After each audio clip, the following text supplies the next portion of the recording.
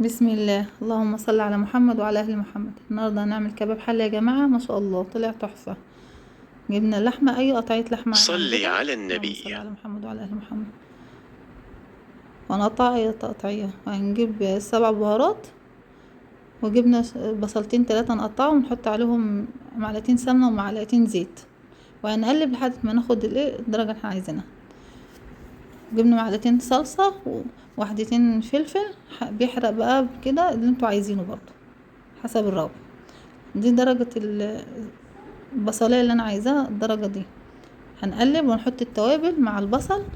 الريحة ما شاء الله جابت لاخر الشارع، بألف هنا. هنسيبها تاخد وتدي كده، وبعدين هنحط عليه اللحمة. هنقلب تقلبتين، وبرضه هنحط التوابل. ما شاء الله يعني طلعت دايبة. حطينا اللحمة اهو.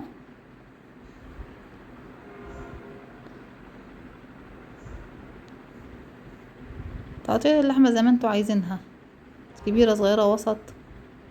حطينا بقية المكونات، هتسبك مع بعضتها. وبعدين نكون مجهزين مية بتغلي. اهم حاجة المية تكون بتغلي عشان اللحمة ما تاخدش وقت في السوا.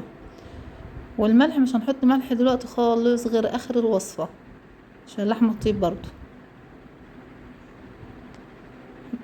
هنحط المية بتغلي.